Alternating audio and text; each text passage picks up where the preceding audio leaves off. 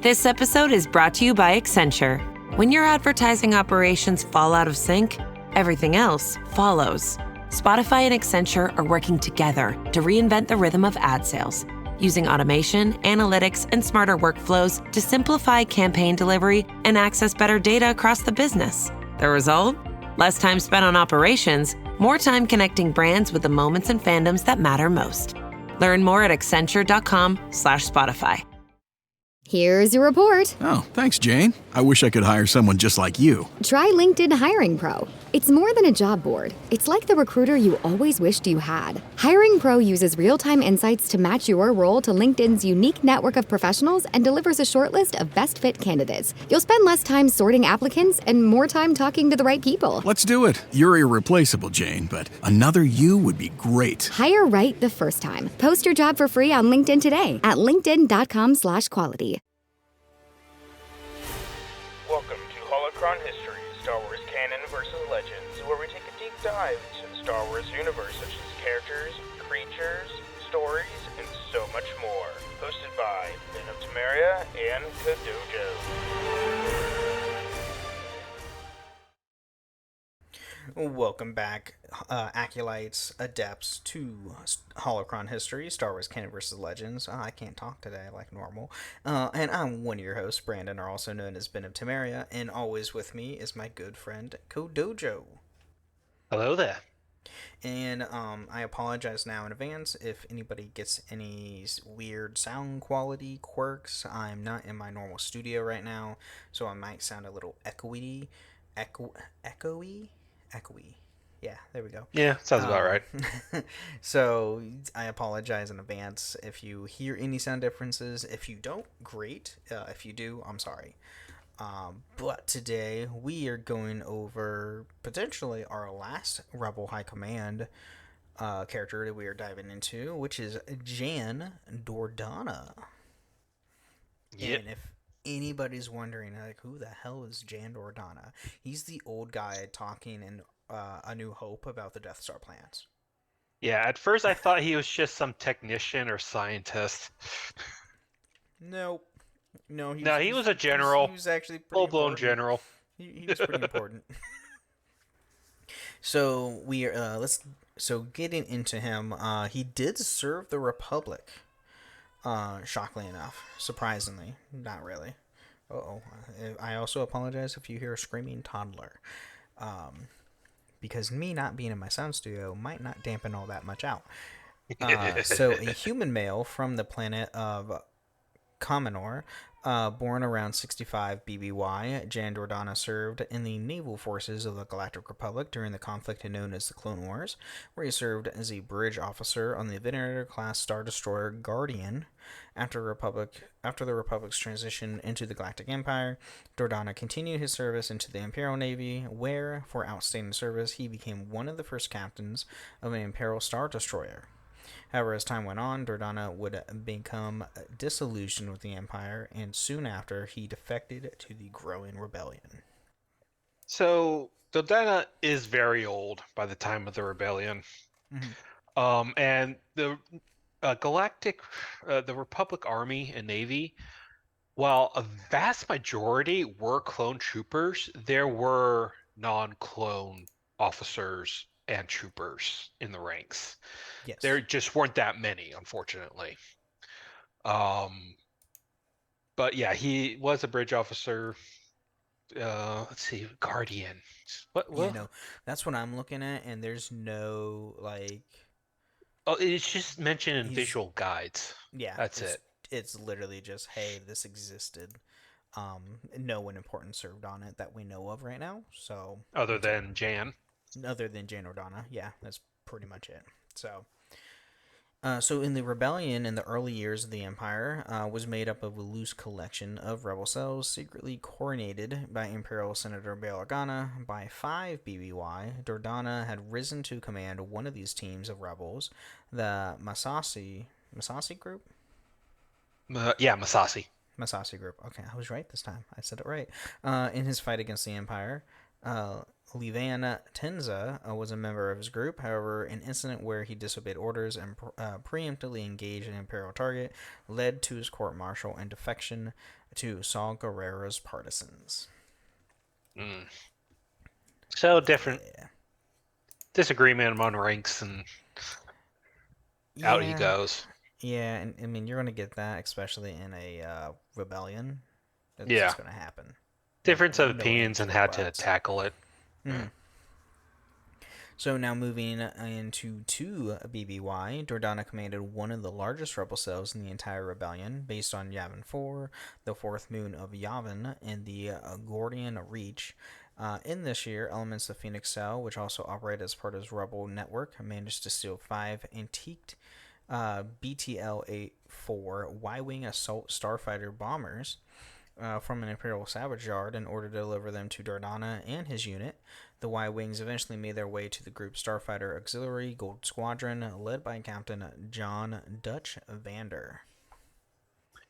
So yeah, the Y-Wings we see in the Galactic Civil War were basically just stripped down Y-Wings from the Clone Wars. Yes. Because they're the same design, but the Clone Wars ones had a hell of a lot more armor on it. Mm-hmm. And for some reason, the Rebellion says, nah, screw that. Just strip it down to its wireframe. Expose Yeah, everything. which doesn't make sense to me. It's just like, I would armor the hell out of it. Considering But, it's your bomber. right, unless they wanted to, like, taking the armor off, made it more Faster, faster. mobile, yeah. Yeah, that's the only thing I could think of them possibly doing that for. They can do a Yeah. lot more hit and runs without having slow moving bombers. Yeah, That's the that's the only only thing I could think of. reason. So Gold Squadron was later assigned to escort the fugitive Sin Mon Mothma, branded a traitor by the Empire, and forced to flee from Chandrila to a rendezvous on Dantooine. Within the war room of the rebel blockade runner, Dodonna, along with Senator Barragana and several rebel personnel, listened to a live HoloNet broadcast by the former senator denouncing the Empire and urging the galaxy to rise up in the rebellion, which eventually led to the formation of the Alliance to Restore the Republic. Now, being called a traitor to the Empire, that's not necessarily a bad thing. In fact, in my opinion, that is a great thing. Right. Absolutely. Because the Empire's bad. They're no good. They have cool things, but they're no good. Damn fascists. Yeah, pretty much. So under the new Rebel Alliance, Dodonna and the Masasi group were paired with Commander Jun Santo's Phoenix Squadron in preparation for a strike on the capital world of the Lothal sector, Lothal. However, before the attack could take place, the rebels were ambushed by the 7th Fleet under Grand Admiral... Oh, God. Mithron Yororodo. Oh, Thrawn. Yeah, that's yeah. right. It's just Thrawn's full name. A fearsome tactician responsible for the destruction of several rebel cells in the past, who have also intended on capturing Dodonna as well as the rest of the high-ranking rebels gathered on the planet. Yeah, so obviously this is during Star Wars Rebels. Mm-hmm. So Thrawn, along with Admiral Cassius Constantine and his Indictator vessels, initially laid waste to both Dodonna's and Santo's forces, and the latter was forced to sacrifice himself in the attempt to enable Ezra Bridger and Chopper to escape on the Night Brother and seek help, meaning Santo, who we went over last week. Sustaining several heavy losses, Dodonna and the rest of the fleet were forced to withdraw back to Chopper Base under the protection of a deflector shield. The deflector shield weathered Thrawn's orbital bombardment, but the Grand Admiral launched a ground assault with AT-DP walkers, AT-AT walkers, and stormtroopers. Now, the Night Brother was Maul's personal ship that Ezra essentially took after the Obi-Wan Maul duel on Tatooine. Yes. And the ATDPs are those little mini scout walkers that kind of look more like a pod than the square ATST heads that we see. Mm-hmm. Yeah, they're the main walkers you see in Rebels. Yeah, and during that... I don't know if they ever... Did they ever show an ATST in Rebels? ATS in Rebels? I Yes, don't but recall they seeing ATSTs. I think they were, but they were non-functioning on Lothal. They were sort of, Okay, in storage, gotcha. especially when they're running from Vader. I think they dropped like an AT-AT on it, but you saw some AT-STs sort of around the Right, because we area. see AT-ATs and Rebels actively, being used, and obviously we see the AT-DP all the time because that's the main Yeah. walker you mainly see. So, so while planning the defenses of Chopper Base, General Dodonna predicted that Thrawn would deploy his forces through the narrow canyon leading to Chopper Base. Captain Rex then proposed ambushing the Imperial forces along the route. Despite destroying several AT-DP walkers, the rebels were unable to stop the Thrawn's AT-ATs and stormtroopers from storming the base. As the rebel ships departed, Dodonna, Syndulla's Spectre's crew, and the RS-A-7 protocol droid AP-5 attempted to flee aboard the Ghost, but were surrounded by Thrawn and his troops. Before Thrawn could capture them, a mysterious force entity known as the Bendu attacked the base with lightning. Yeah, I mean, I think the base was set up so that there was only one approach Mm-hmm. available, and they could ambush it, but AT-ATs are just a tough nut to crack. Or they're a walking tank. Literally Yeah, a walking tank. and in I want to say Star Wars Battlefield 2018 version when they revamped the Star Wars Battlefield. Are you talking about the 20... Because it was 2015, if I 2015. recall. Okay, Was it 20? Yeah, 2015. it was 2015. The first 2015 one. version. Yeah. Because Battlefront 2 came out in 2018. Yeah. The 2015 version, there was a mission where you had to stop the Imperial walkers and you had Mm-hmm. to send up commands to Y-Wings to bomb it to lower its defenses to destroy it. That's how tough It they was a are. freaking nightmare to finish those. By the way, if you're on the Empire side, you typically win those matches. It Oh sucked. yeah. Very rarely did I ever play as a rebel and win those matches. So Well, to be anyway, fair, Hoth is a one-sided battle to begin with. yeah, it is. Oh my god, it is. Especially because in that game you could take control of the AT-AT and Hmm. fire, and you're just Oh yeah. Anyway, Dodonna and the other rebels were able to flee aboard the Ghost, weathering the thunderstorm, and the rebel convoy reached space. By that time, Ezra had arrived with Clan Ren and reinforcements who destroyed the remaining interdictor, allowing Dodonna and the remaining forces to escape. The rebel convoy then traveled to Yavin 4. Yeah, the battle took out so many ships from both a Phoenix Squadron and the Masasi group. They were kind of hit hard Yeah. ship-wise. Yes, they were. They lost a Nebulon B frigate right off the bat too. Oh yeah. So around 1 BBY, General Dodonna attended a briefing of the rebel leadership and the Spectres discussed the Jalandi station, which the Empire was using to disrupt Alliance supply runs. During the meeting, Dodonna admitted that the partisan leader saw Guerrero's intelligence had been right despite disapproving the latter's ruthless methods, because Saul was basically a war criminal. During the meeting, the Alliance leadership approved of a plan by the Spectres to travel aboard the Ghost to Jalandi and plant a spike on the relay for intelligence gathering. When Dodonna asked if the Ghost was suitable for the mission, Harris and Dula replied that her ship was up to the scratch. Ghost had a unique ability, as it were, to scramble its ID. Yeah. So they could. So when you go in, it would have one ID, completely separate from whatever they've seen, and when it leaves, it's too late to identify it anyway. Yep. Got So it that would make right. a perfect ship for this kind of mission. So after Hera and Chopper returned from Lothal with the TIE D Defender's Elite flight data recorder, Dodonna attended a high level briefing with Hera, Mothma, Organa, and Eskin Simash?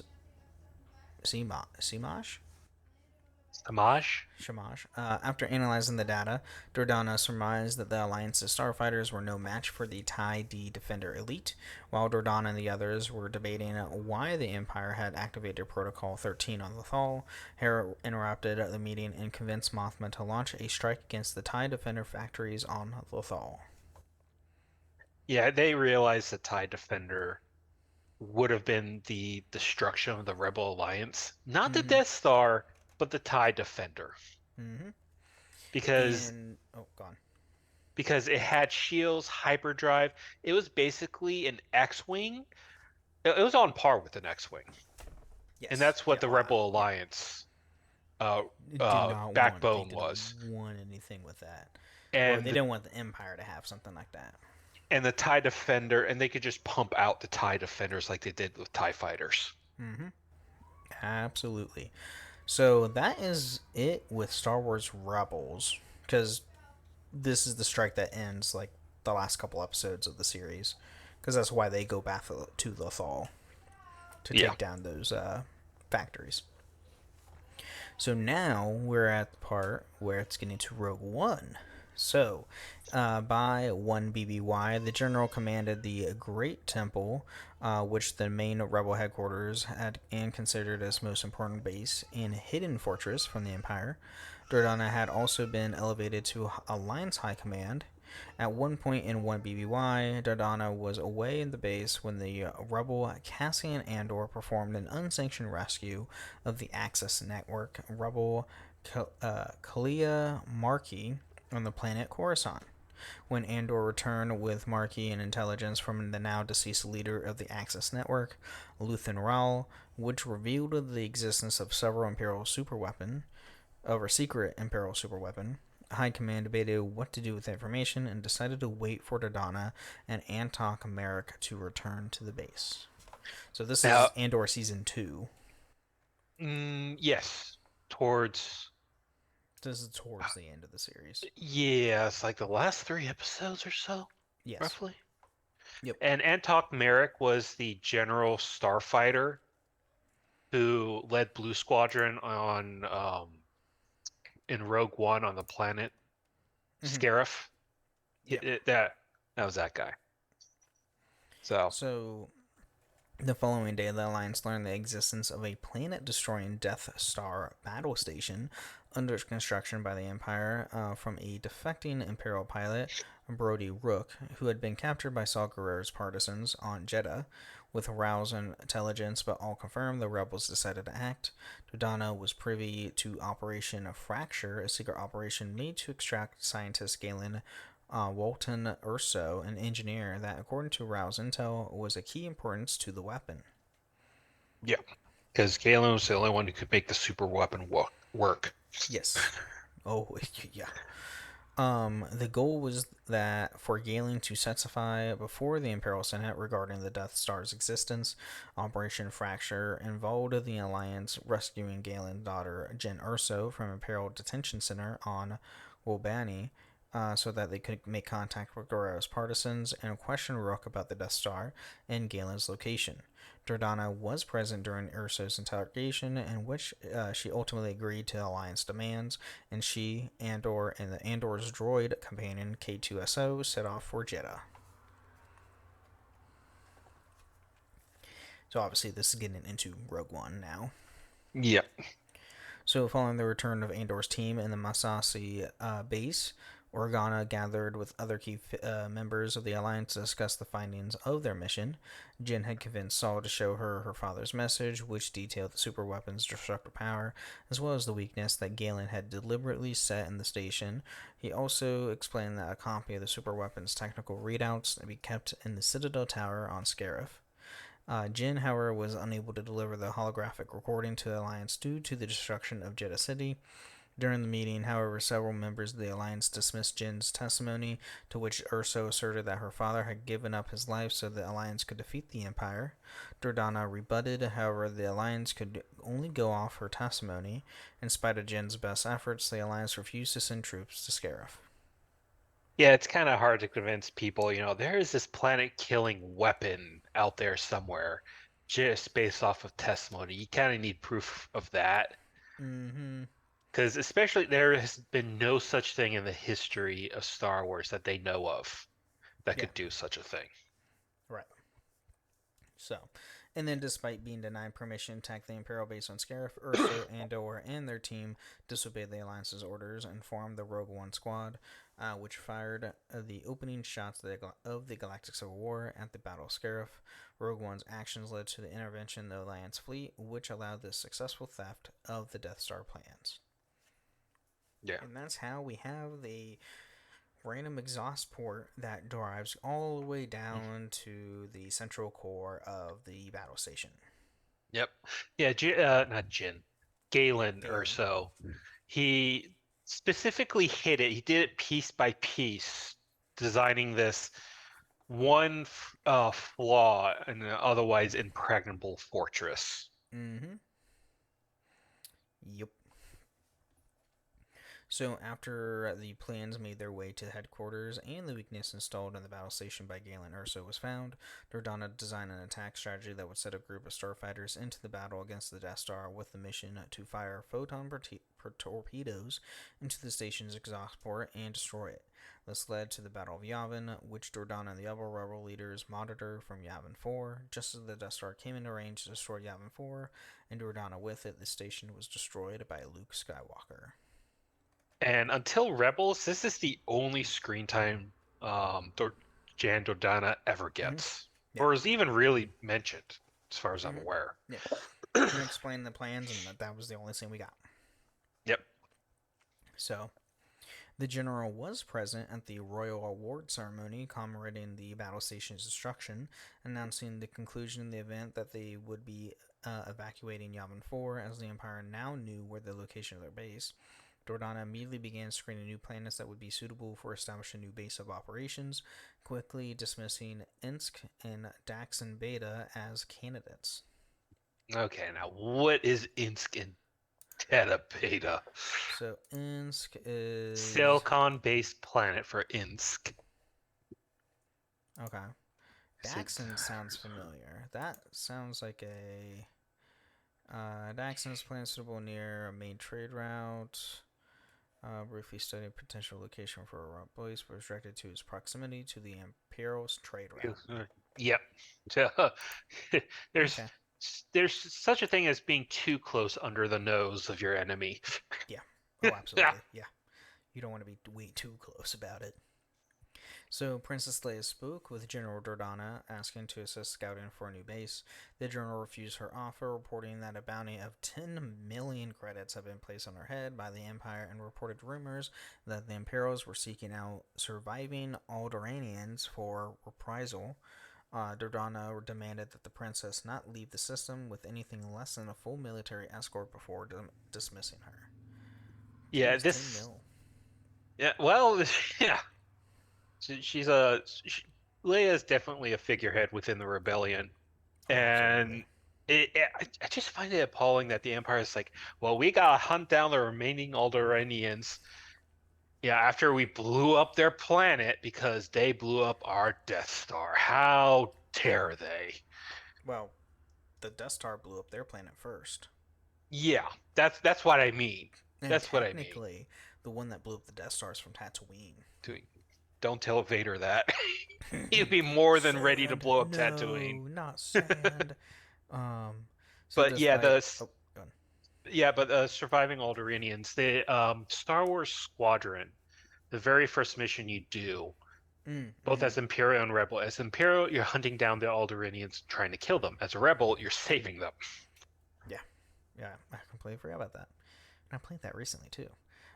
So despite Dodonna's objections, Organa departed the Jungle Moon in a T-1 shuttle operated by R2-D2 and Ivan Verlan, an Alderaanian pilot. Leia left a hologram explaining her actions in Dodonna's private quarters, which contained luxury furniture and a balcony overlooking the jungle canopy below. The general dispatched Luke Skywalker and Wedge Antilles and X-Wing starfighters to retrieve the wayward princess. However, the shuttle jumped to hyperspace before Skywalker and Antilles could stop them. Yeah, you can't stop the daughter of Anakin Skywalker and Padme Amidala. No, she's too blunt and straightforward and strong-headed. But at this point, let's take a mid-break, thank our patrons, and we'll be right back. Get business done with the new American Express Graphite Business Cash Unlimited card. With unlimited 2% cash back on all eligible purchases, unlimited 5% cash back on flights and prepaid hotels booked through American Express Travel Online, and a flexible spending capacity that can grow with your business, you'll have the confidence to keep building. Apply today and earn a welcome offer of $1,500 cash back after you spend $50,000 in qualifying purchases on your new card within the first 6 months of card membership. Terms apply. Learn more at go.amex/graphite. This episode is brought to you by Adobe Firefly, the all-in-one creative studio with AI-powered image and video generation. Built for today's creative process, Firefly helps you generate, edit, and experiment fast. Because the asks aren't getting smaller, and the timelines? Woo, yeah, still tight. With all the best creative AI models in one place, Firefly brings your ideas to life. Learn more at adobe.com/firefly.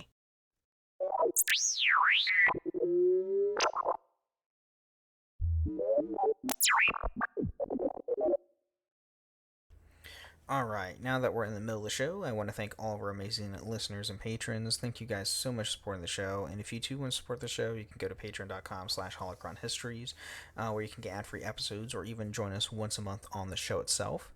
You can even leave us ratings reviews on Apple and Spotify. Leave a 5-star review on Apple with some words or a nice Spotify comment. We'll read it out loud the next time on the show, which I haven't checked Apple in a good while. Shocker, nothing. But I know we do have some on our Spotify. So from our friend Zachary, saying thank you for plugging their show, which him and a friend of his, they do a movie review podcast. So if you guys want to go listen to it, it's called Watch Out, Old and New Film Reviews. And then I do have the link to their show on Spotify, so I'll plug that in the show notes below. So if you guys want to go check that out, please do so. I do anything to help other pods out there and help, support other shows. So that's great stuff. So and then you can also find us on a few different Discord servers, the Robots Radio Discord at robotsradio.net, and as the Ben and Friends podcasting Discord, where you can find this show and all the other shows that I host, which are the Final Fantasy Lorecast, the Gundam Lorecast, the Wizarding World Lorecast, and the Witcher Lorecast. So all those on Robots Radio, all on my show networks, Ben and Friends, and all that fun stuff. So all great stuff, all great fun. I don't have anything else, I don't think. Do you have anything for the mid-break? Yes, apparently a new book dropped. Star Wars Sanctuary, a Bad Batch novel. Ooh, Bad Batch. This is new. Yes. Available on August 5th, so it hasn't dropped yet. My apologies. But Echoes. Do we know when, like, a time span for it? Well, apparently Tech is still alive. Oh, so it's before season 3. Yeah. Okay. It mentions. Wait, does he, or is it season 2? I think it's the end of season 2. End of season 2. So it's before the end of season 2 at least. Yeah, and they're helping their new sanctuary planet, Pabu. The island in the ocean there. Oh, yeah. Okay. So I just remember seeing something about it, so I'm trying to read the description real quick, but that's not working here. All right, well, new Star Wars book on August 5th? August 5th. Nice. Awesome. All right, well, with that being said, let's get back into more of Jan Dodonna.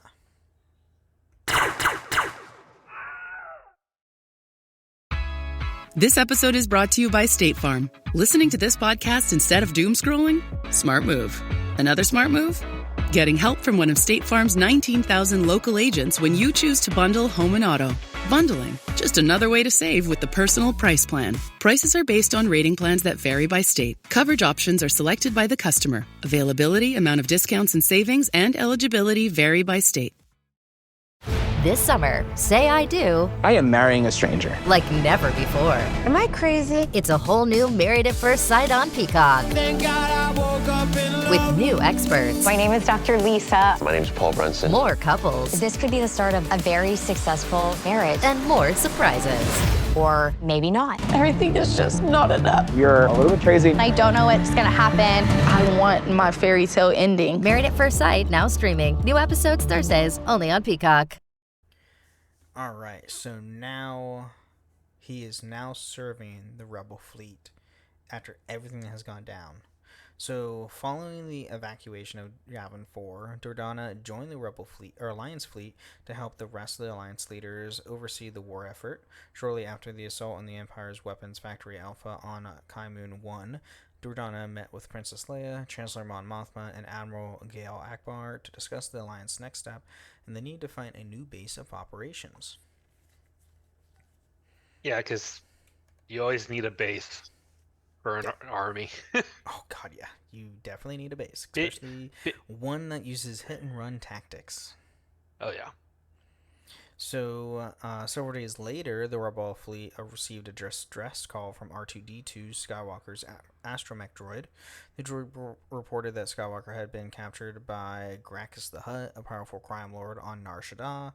Dodonna met with Mon Mothma and Akbar to discuss the situation and expressed his confusion as why Skywalker had been on the crime-ridden moon of Nar Shaddaa in the first place. Now, first off, don't question it. Just don't. He's a force wielder. Don't question what they do. Now, Gracchus the Hutt, is he the buff one? I think he is. He is a ripped Hutt who has an obsession with collecting Jedi Order stuff. Is he the buff one? I think he is. I wouldn't say he's buff, but he is. Yeah, you have the other half right. He is the one where he does collect. He's a collector of artifacts of the Jedi Order. That's for sure. Yeah. He does have 12 cybernetic legs. Yes. So which he's he uses faster. to crawl around. He's faster than a standard Hutt. Oh no, he is the buff one because he does like straight up try to knock Luke out with a punch. Yeah, no, he is. I imagine it's more of those bodybuilder type muscles, not the ripped kind, but more of those big muscly, sort of like the Mountain from Game of Thrones. He doesn't have the abs, but it's all muscle. Right. And then apparently there's a bunch of other Hutts that use cybernetic appendages to walk around, so they're not like super slow moving. Huh. Yep. That's nifty. Interesting. Anyway, so Akbar proposed that they rescue the rebel hero, but Mon Mothma noted that they could not make a move against the powerful Hutt cartels, and no one would be brave enough to volunteer for a covert rescue mission. The meeting was interrupted by Chewbacca, and Dodonna noted that he seemed to be willing to do so along with the protocol droid C-3PO. Chewbacca successfully rescued Skywalker with the help of Princess Leia and Han Solo, who had learned of Skywalker's situation and went to his aid. Friends will always help no matter what. Shocker. But yeah, unfortunately, there's not a lot of people who realize Jedi just do their own thing. They really do. Oh, yeah. God help him if you ever met Ezra Bridger. Yeah. So then Alliance High Command soon received word that the rebel garrison on Vorgras Vass had engaged Darth Vader and shot his starfighter down after taking heavy casualties. Dodonna decided that Darth Vader represented a significant threat and target of opportunity and dispatched a battalion to reinforce the rebels on the planet in their effort to kill the Sith Lord. Yeah, I'm pretty sure Vader. I'm pretty sure this is the comic where he sees, it's like the rebel commandos or whatnot. It's like, we have you surrounded, and he's like, all I see is dead men. No, all I am surrounded by is fear and dead men. Yeah. Oh God, I love that quote. I love that quote, and it's like, oh, and he then just proceeds to like body the entire that he rebels wipes on the them all planet. out. And he's like, great, okay, never face this guy in battle ever again. Moving forward. So after the destruction of the first Death Star, General Dodonna was stationed on the Makata space station, or space docks, along with the remainder of the Alliance High Command in 1ABY. It was from this station that the Alliance orchestrated the military, or the mutiny of Mon Cala. The newly strengthened rebel fleet was gathered at Makata. Dodonna was given command of the MC-80A Home 1 type heavy star cruiser Republic. Now, the mutiny of Mon Cala, the King Chala, I think his name was, from the Clone Wars. I thought we were getting Marvel for a second. I was like, wait, what? T'Challa. Yeah, I can't remember his name. I think it's Chala. I can't, maybe not. But the king from Clone Wars, he essentially rebelled initially against the Empire during the early years. They kind of failed in that. A couple of ships left, but Mon Cala fell to the Empire, and he was essentially taken prisoner. And they had him hooked up to this life machine, keeping him alive. And the rebels went in a mission to free the king, soon realized if they disconnected his life support, he will die. So the king made a message saying, hey, people of Mon Cala, rebel, rebel, rebel. This is my final order as king. And then just straight up dies. Which caused the rebellion on Mon Cala, and essentially sort of a stronghold for the rebellion at that point, because it would have been impossible for the Empire to take Mon Cala again without losing other significant planets. Oh yeah, because they would have had to divert significant forces to retake Mon Cala. Sorry, I heard my niece just talking next door. She's in bed, and I just heard her talking. Anyway, so now getting into Dodonna's final battle. So the Alliance's safety at Makata was short-lived, as Queen Trios, who had been leaking information to both the Empire and the Rebels, revealed that to Darth Vader the location of the Rebels' hidden base. The Empire arrived with 3 Imperial-class Star Destroyers and 1 Super Star Destroyer, the Executor. And led by Vader himself. When the rebels attempted to flee, it was discovered that the Shu-Torun technologies installed in the Mon Calamari cruisers rendered nearly all systems inoperable, including the hangar bays and hyperdrive generators. Without power or the ability to deploy fighters, the Imperial forces, vastly superior in numbers and firepower, quickly gained the upper hand in the attack. Now, Queen Trios was just sort of a new queen of a mining planet that had a small little rebellion of some mining barons, and the queen learned her lesson: do not cross Vader. So she became a double agent. Rebels thought they were on her side, when in fact she was on the Empire side, because she didn't want her homeworld to end up like Alderaan or not Scarif. Yes, yeah, I guess Scarif. You can put Scarif on there because it gets wiped out by the Super Death Star laser. It doesn't get destroyed fully, but the surface of it was glassed, apparently. Yeah, essentially. but it was kind of ingenious on our part. All the Mon Cala ships were integrated, updated, whatnot with her technology, and she sabotaged everything, and a lot gets wiped out here. So it was hypotheorized by Leia Organa that a failsafe in the hangar bay doors would detect a transponder operating on Rebel frequencies flying at the doors at high speed. This would confirm when Skywalker, who had also stationed aboard Dodonna's cruiser, flew close to the Republic's hangar doors, despite General Dodonna's direct orders to remain grounded. However, the doors opened, allowing the ship's contingent of X-Wing fighters to be deployed.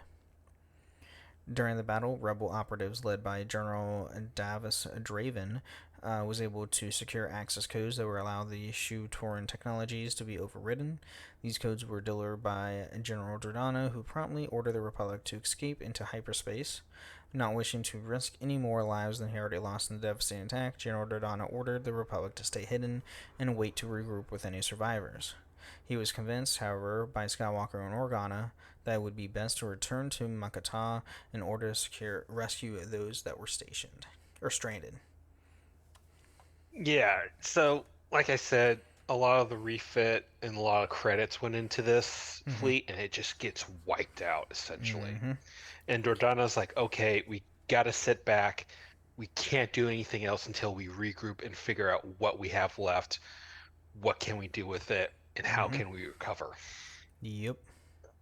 So, along with a handful of small transports escorted by a rogue squadron, the Republic returned to Makata Station and engaged the Executor.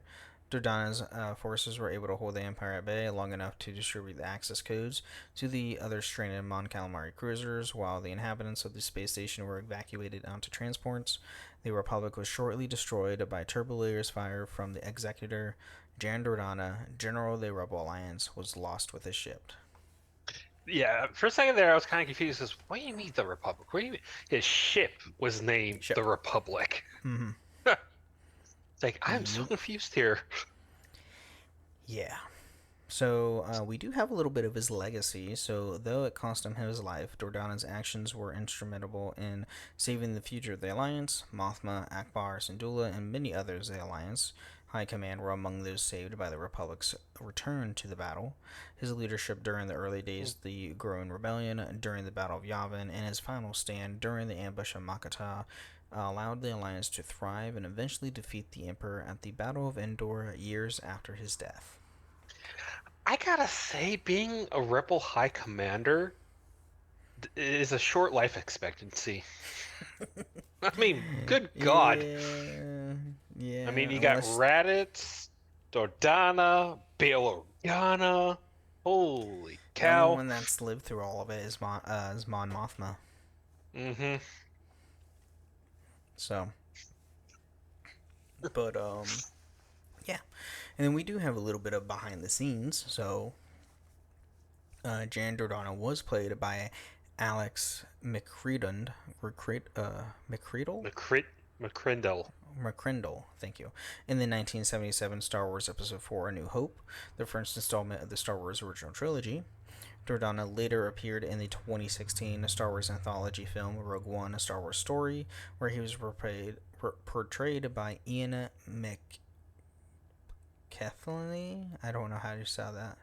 Our apologies to the Scottish community. Yeah, it's McElhinney.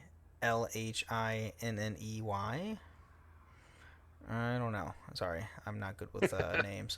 And then he was voiced by Michael Bell in the 4 episodes of Star Wars Rebels. So, which is pretty cool. In George Lucas's first draft for A New Hope, a Sith Knight character known as Valorum was renamed Dodonna, as Lucas considered in the draft alone renaming the Starkiller family to the Valor family, thus the names conflicted. Dodonna was one of the few names in the draft that reappeared in the second draft when it was indefinitely assigned to the Rebel General on Yavin 4, thus creating the character of Jan Dodonna. To think he was this close to becoming a Sith Knight. Right. And then originally Dodonna was still alive post-Hoth, as Star Wars The Rebel Files had established. Due to the degree of miscommunication, however, Dodonna was killed in the climax of Star Wars 2015 issue 55. Similarly to the situation with Davis Draven, the comic book's timeline of the events takes priority, and the contradictions and the plan to be fixed in later reprints of Star Wars The Rebel Files. Star Wars lead writer Kieran Gillen was one who came up with the killing off Dodonna, as he thought about how the heroes rose through the ranks so quickly. Which, yeah, I guess that last part kind of makes sense. That makes sense. I mean, you got people are dying left and right, so you got General Lando Calrissian, who somehow became a general despite not being in the Rebel Alliance. Then you got General Han Solo, General Leia Organa, And then Luke Skywalker. Well, Was he a commander? Or is he even part of the Rebel um, Alliance at that point? Because he that went off is to a do his good. Jedi. He went off to do his Jedi training and kind of left the Rebel Alliance behind. I can't remember if he had a rank. Let me double check here. I can double check that. Luke Skywalker.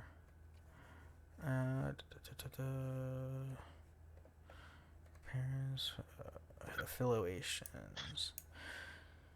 Hero Yavin, Rogue Squadron, Endor Strike Team, Jedi Order, Scourge, briefly as a vessel, Bright Tree Tribe. I don't think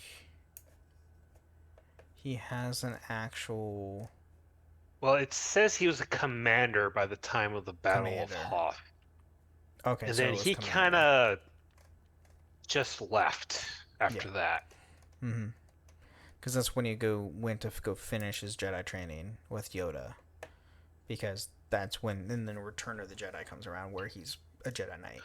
Well, I think in the comics he's just hopping around the galaxy trying to He's find just doing a bunch of random stuff. Random Jedi stuff, trying to figure out, what's it mean to be a Jedi since, my father is Darth Vader, who was a Jedi now said, what does it mean to be a Jedi? Kind of having an existential crisis there. Yes. Oh, absolutely, yes. So, yeah, that's all we have on Dodonna this week. So, Dojo, do you want to let everybody know where we're going next? Well, some of you might think, well, who are they going to do next for the Rebel High Command? You might be thinking, Bail Organa. We haven't done him yet. No, that would be, at minimum, an 8-part series. And he's pretty well known at this point, so we're kind of going to skip over him. He's well known enough, so no. So we're going to go on a scum and villainy arc. Criminal underworld and bounty hunters. So do you have one that you would want to go over that I don't know if I should say now, because I don't know how many of the parts or whatnot we would have to go over. I mean, there's a lot to choose from in the criminal underworld. I suggested this arc. How about you pick who to start with? Okay, so you'll find out next week. Because he has no clue. I have no clue. So I'll have to make show notes and everything for that. But stay tuned. We are going to Scum and Villainy, which is going to be a lot of fun because it's probably a bunch of characters you probably won't go or don't know too much about. You know them, but do you know them really? How well do you know them? Right. So, I was thinking Bosk maybe, because we can go over some of the bounty hunters that we see. What about that aren't Boba Fett? Because I don't think we've done a Boba Fett episode. Maybe not. I think me and Teacup already did one. I can't remember. I have to double check. Chrysanthemum, the Wookiee. Chrysanthemum. Yes. Yeah, I love Chrysanthemum. There's a possibility because he was Legends of Only at one point, and now he's canon thanks to the comics and then Book of Boba Fett. Yep. Dr. Aphra. Dr. Aphra's a good one. She has a lot of comics though. That might be a while. That we could do a Reader's Digest version of that. I'll try to. We could do also organizations too. Black Sun. Well, we did Pike Syndicate. We did all those. Did you? Earlier the podcast. Okay. Yeah, we did all the organizations way back when we started. It's been a while, but we did those. Yeah, we'll figure something out. I mean, technically, we could do Hondo. Oh God. Because he would somewhat fall in the scum area of that. He was a pirate during the Clone Wars. He was. So maybe that's debatable, but who knows? We'll figure it out. I'll figure it out, and you guys will hear something new next week. So, everybody, thank you again for listening to Holocron Histories, and may the Force be with you. Uncron History, Star Wars Canon vs. Legends. You can find us on the Robots Radio Discord at robotsradio.net, the Ben and Friends podcasting Discord, where you can share your thoughts, experiences, and love for the Star Wars lore. And don't forget, for the Republic!